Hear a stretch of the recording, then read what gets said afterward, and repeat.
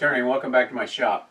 The dust collection on my rigid oscillating spindle belt sander is poor, and I finally got around to making this shroud. Don't know why it took me so long, and perhaps this idea can help you with your spindle adapter, coming up with something similar, even if you don't have this rigid model.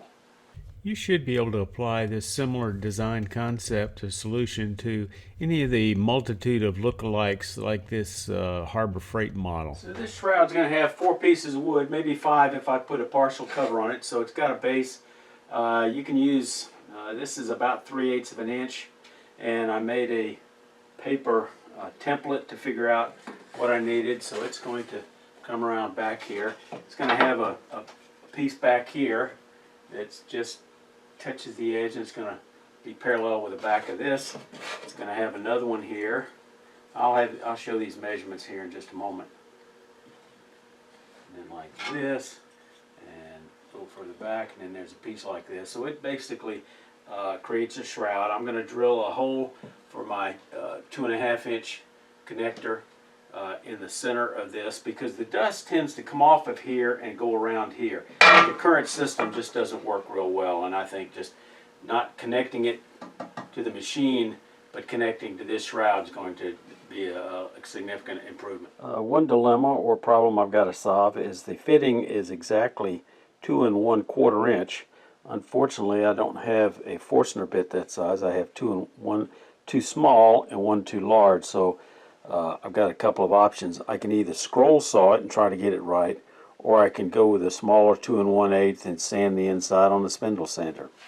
Okay, based on the old expression, if you're a hammer, everything is a nail, I recognize it. Oh, I could do this on the lathe probably easier, and if I'd realized that earlier, I could have saved a step, because I could have drilled the 2 1/8 inch hole. But what I'm going to do is I'm going to mount this on here with double stick tape, and then I'm going to use a scraper to scrape away that extra 1/8 of an inch. I'm just going to use the hole I drilled as a to help me line it up. And now I need to clamp this thing on there, so I've got a solution for that. So I'm going to back this out and take it off, and then I'm going to use a tool I've made for drilling that has a Morse taper on it. I'll put that in my tailstock and get this drill chuck out of the way. Clean this up like this. Bandage out of the way. Whoa! Oh, that doesn't feel good. Okay, and then just crank it down and let it sit for about 10 minutes, and that'll hold it nice and firm. I'm sure there's an easier way to do this, so if you guys have suggestions, leave in the comments below, but it's unlikely I'll do this again, but it might help somebody else. Okay, I'll let it set up for at least 10 minutes for the tape to really stick. Now I'm going to use a square-ended box scraper. Actually, it's a little less than square. I got a bowl back here that I don't have to worry about. I took the tape, I had a piece of tape here, I took it off. This is going to be my go, no-go gauge, so I'll check that periodically. And I've got a line scribed, probably on the low end. Lay it on here. So, let's get it going.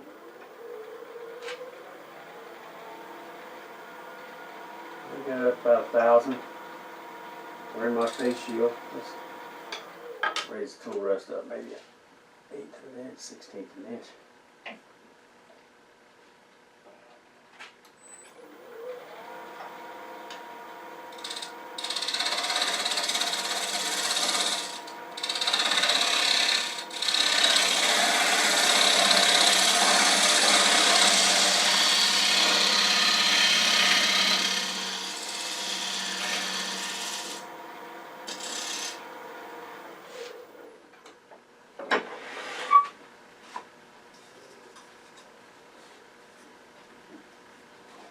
Okay, almost got it too loose, but I think I can put some tape or a little bit of glue, so that's good. I'm going to take a chisel, and I'm going to come around to the edge here. It's got a tiny little gap because this tape is fairly thick. And I'm going to stick that in there.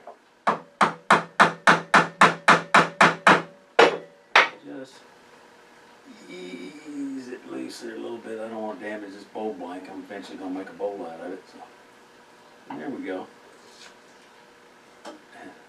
That tape is great stuff for all kinds of things. Oh, that's a nice snug fit. I like it. I added a reinforcing block to better support this and to prevent it from accidentally getting pushed into the belt. Another option, if you have one the right size, would be a keyhole saw, but similar to my Forstner bits, they're either too little, too large. No Goldilocks solution there.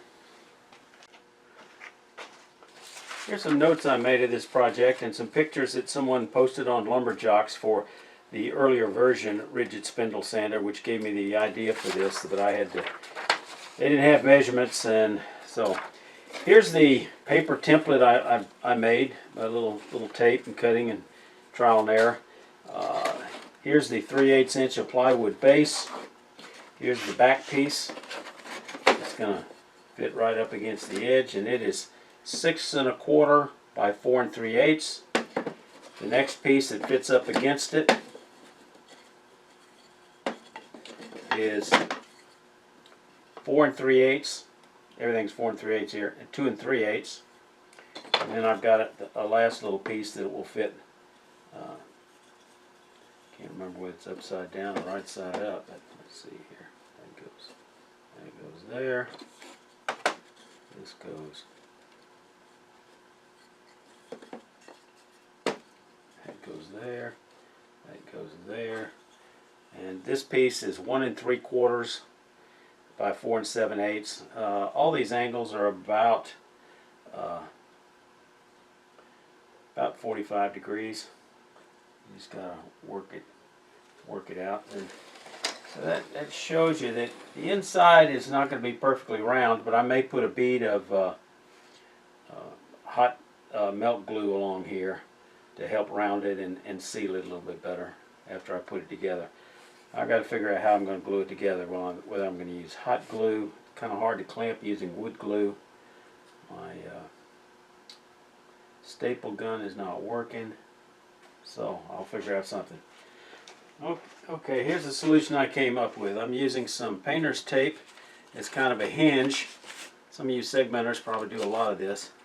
And then I'm going to put some thick Tight Bond Quick and Thick multi-surface glue. I'm going to put a little bead of that here. And probably ought to put a little bead here. And maybe I ought to rub my fingers on it.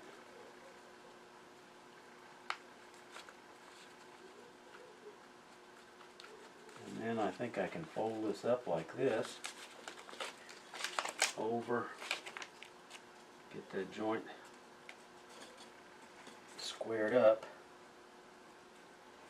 Like that. And then I'm going to take this thick rubber band and kind of hope that will. No, that's not working real well, so I'm just going to have to hold it in place, looks like. I think I'm just going to use some super glue to kind of tack weld it, so to speak.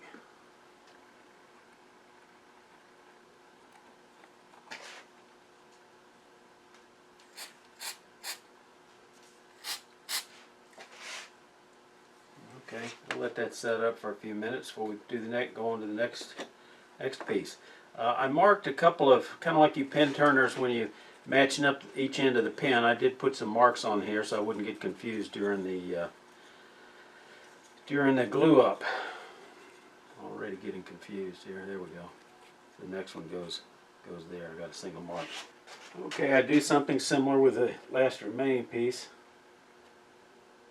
Put a little. Maybe a double bead of this quick and tacky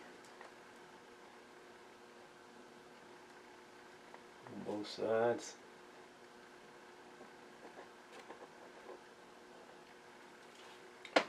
And this time I think maybe I'll just, no, I don't think I will. I've got a hinge, so I'll fold it over.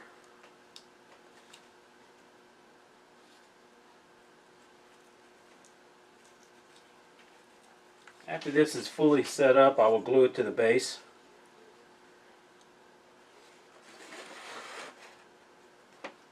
Like so. Now I glue the shroud to the base. Just put a little bead around the edge here. Bead here. Here. I probably should take a brush or my finger.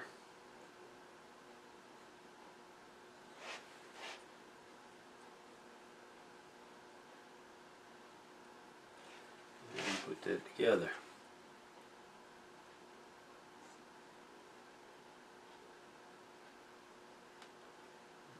Back off the edge by maybe a 1/16 of an inch, and then put a little weight on it. I'm just going to put my brick weight on it, and that'll just about do it. To hold my shroud down, I'm going to use the existing drill hold and screw knob, the one that supports this bracket. It keeps wood from flying across. I figured the easiest way to do that was probably, you know, I've got a nail that comes up from the bottom. I can try to mark that on here, but I think it's probably easier for me to just use my original paper template and transfer that. So I'm going to locate that, poke a hole in it, and then transfer it to the bottom of my project. That's close enough. Then I just lay it against the bottom and use my trusty birdcage awl to mark where I'm going to drill.